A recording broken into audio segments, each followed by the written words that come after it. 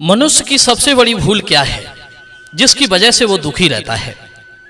एक बकरे की महत्वपूर्ण शिक्षा। दोस्तों, मैं हैरान हूं ये देखकर कि आदमी इतना दुखी क्यों रहता है। कई बार देखने में आता है कि हर बात से संपन्न होने पर भी मनुष्य दुखी रहता है। आखिर क्यों? क्यों उसे ना चाहते हुए भी मरना पड़ता है? क्यों वो दिन रात दुखों की भट्टी में जलता रहता है? अपने आप को श्रेष्ठ कहलाने वाला मनुष्य ही मनुष्यों का दुश्मन बना हुआ है। आदमी ही आदमी को खाए जा रहा है। कोई मर रहा है तो कुछ लोग उसकी मौत को खड़े होकर देख रहे हैं।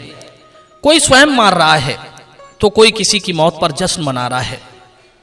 लोग एक दूसरे को मरता हुआ पिटता हुआ देखकर मुख फेर कर निकले चले जाते हैं। कहते हैं कौन सा अपना है, कौन सा अपना जाति अपने धर्म का है, मरे तो मर जाए। यही स्थिति हर किसी की बनी हुई है। मानव और मानवता भी अब मोह और जाति धर्म के अनुसार रह गई है। मित्रों, आज की यह वीडियो बहुत ही महत्वपूर्ण संदेश देने वाली है।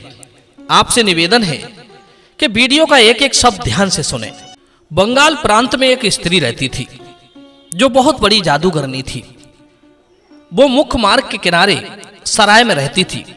उस मार्ग से गुजरने वाले राहगीरों को और सराय में ठहरने आते मुसाफिरों को वो अपने जादू के जोर से बकरा बना लेती थी। उसकी सराय में ठहरने के लिए मुसाफिर जाते तो थे, पर लौटकर कोई नहीं वापस जाता था। धीरे धीरे उसके यहाँ बकरों की एक फौज बनकर तैयार हो गई। वो अपने यहाँ ठहरने वाले मुसाफिरों के भोजन का प्रबंध भी उन्हीं बकरों में से एक बकरा काट कर किया करती थी।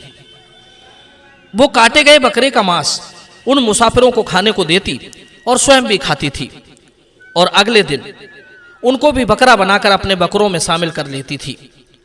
वो रोजाना एक बकरा कटवाती थी। जब एक बकरा कटता था तो बाकी के बकरे उसे कटता हुआ देखकर डर जाते थे। तब वे सब सोचने लगते कि भाई एक दिन इसी तरह हम सबको भी काटा जाएगा। उनमें से कुछ बकरे जो होशियार थे वे अपने साथी बकरे को कटता हुआ देखकर डर के मारे इधर उधर भागने लगते थे। कोई छतों पर भाग जाता, कोई गलियों में चला जाता, कोई जंगल की ओर भाग जाता। बाद में उन्हें पकड़ने में उस स्त्री को बहुत मशक्कत करनी पड़ती थी। उन बकरों के रोज रोज के इस तरह के बर्ताव से वो तंग आ चुकी थी। उसके 4-5 नौकर उन्हें ढूंढने खोजने में ही लगे रहते थे। बकरों में ऐसा भय फैल गया था कि वे कसाई को देखते ही भय से कांपते हुए इधर उधर भागने लगते। वे समझ चुके थे कि यह स्त्री हम सबको एक दिन काट डालेगी। पता नहीं कब हमारी गर्दन पर छुरी चल जाए। देखो ना कितना बड़ा छुरा है इसके पास, एक ही झटके में गर्दन धड़ से अलग कर देती है। हम सबको किसी तरह यहां से भाग जाना चाहिए। मित्रों, जादूगरनी समझ गई कि सारे बकरे यहां से भागने की योजना बना रहे हैं। यदि इन्हें शीघ्र नहीं समझाया गया तो ये सब यहां से कभी भी भाग सकते हैं। यही सोचकर उस निर्दयी स्त्री को एक उपाय सूझा। उसने सारे बकरों को एक दिन बेहोश कर दिया और काफी देर तक बेहोश रहने के बाद उन्हें एक एक करके होश आने लगा। जो बकरा होश में आता था वो उसी बकरे को सिखा देती थी कि देखो, तुम व्यर्थ में मुझसे डरते हो। तुम तो बकरा हो ही नहीं, तुम तो शेर हो, और शेर कभी किसी से डरते नहीं है। मैं तो सिर्फ बकरे को काटती हूं। अब यदि तुम्हारे सामने कोई कटता हो तो समझ लेना कि वो बकरा है। जादूगरनी के सिखाने पर वो पूरी तरह से स्वयं को शेर मानकर निर्भय हो गया। इसी तरह दूसरे बकरे को सिखाया कि तुम तो बकरा हो ही नहीं, तुम तो एक भेड़िया हो।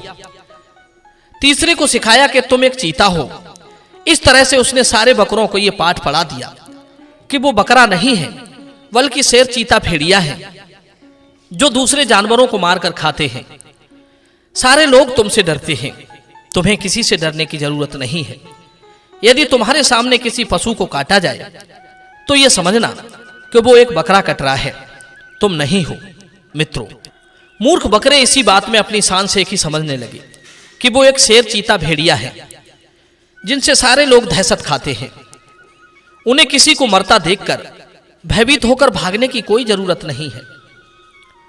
दर्शक बंधुओं, इस प्रकार वो बकरे अपनी आंखों के सामने अपने भाई को कटता हुआ देखकर डरते नहीं थे, बल्कि ये सोचकर खड़े खड़े हंसते रहते थे कि वो तो बकरा कट रहा है, उन्हें डरने की क्या जरूरत, वे सब तो शेर चीता भेड़िया है।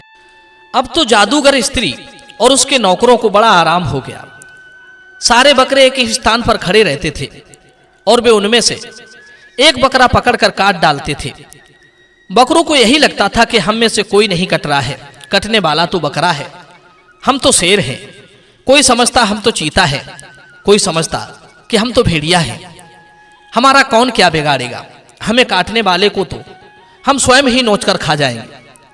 यह बेचारा तो बकरा है, देखो कैसे में करके चिल्ला रहा है। कोई कहता देखो कैसे जमीन पर पड़ा पड़ा पैर छटपटा रहा है। कोई कहता देखो आज फिर एक बकरा मारा गया। पर हमें क्या पड़ी है उसकी परवाह करने की, हम तो शेर हैं। दर्शक बंधु, आश्चर्य की बात यह थी कि जिस बकरे को काटा गया कल तक वो भी स्वयं को शेर चीता भेड़िया ही समझ रहा था। वो भी दूसरों की मौत पर हंस रहा था, लेकिन आज जब उसकी गर्दन पर छुरी रखी गई तो उसे समझ में आया कि हम तो बकरा हैं। इस दुष्ट स्त्री ने हमें मूर्ख बनाया था, एक एक करके ये बाकी सभी को काट डालेगी। मित्रों, यही हालत हम मनुष्यों की है। हमारे मन में जाति धर्म का, धन का, पद का, रूप गुण का जो मद बैठा है वो हमें कभी एक होने ही नहीं देता है। हमें मानवता से अलग अलग रखता है।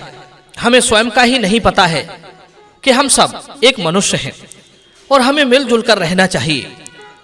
दुखी पीड़ित के लिए मदद का हाथ बढ़ाना चाहिए, यही मानव धर्म है। पर नहीं, हम तो स्वयं को उन मूर्ख बकरों की तरह शेर चीता भेड़िया मानकर दूसरों को बकरा समझकर उसकी मृत्यु पर हंस रहे हैं। दूसरों को दुखी देखकर हमें खुशी मिल रही है। हम अपनी जाति के नशे में ये भूल गए हैं कि मरने वाला हमारी ही तरह मनुष्य है। एक दिन धीरे धीरे करके हम सब मारे जाएंगे। मित्रों, अक्सर हमने देखा है कि एक आदमी सरेआम मर रहा है तो हम लोग उसे देखकर उसे बचाने का प्रयास नहीं करते, बल्कि ये सोचकर चले जाते हैं कि मरने दो, कौन सा अपना जाति धर्म का है। पर वे लोग ये भी भूल जाते हैं कि इसी तरह जब तुम मरोगे तो देखने वाले भी यही सोचकर तुम्हें नहीं बचाएंगे कि तुम कौन से उनकी जाति के हो। दोस्तों, कब तक हम स्वयं से अनजान बने रहेंगे और दूसरों को बकरा समझते रहेंगे? इसलिए स्वयं को पहचानो कि आप किसी जाति विशेष से पहले एक मनुष्य हो और मनुष्य का धर्म किसी को मरता हुआ देखना नहीं है, बल्कि उसकी सहायता करना है। आज मानव समाज अनेक जातियों में विभाजित है। कोई अपने को शेर चीता मार रहा है तो कोई भेड़िया, और इसीलिए हम दूसरे को मदद का हाथ नहीं बढ़ाते, बल्कि उसके मरने पर हंसते हैं कि देखो आज फिर एक बकरा मारा गया। जिस दिन हम सबको स्वयं की पहचान हो जाएगी, उस दिन हम में से कोई अपने आप को दुखी महसूस नहीं करेगा। कोई किसी के हाथों से व्यर्थ नहीं मारा जाएगा, कोई किसी जादूगर के हाथों व्यर्थ नहीं मारा जाएगा। किसी को भी उस बकरे की तरह कटना नहीं पड़ेगा। दोस्तों, मैं उम्मीद करता हूं कि यह कहानी से आपने जरूर कुछ सीख ली होगी। तो चलिए मिलते हैं अगली वीडियो में एक नई चर्चा के साथ। आप सभी दर्शक बंधुओं का बहुत बहुत धन्यवाद। जय श्री कृष्ण।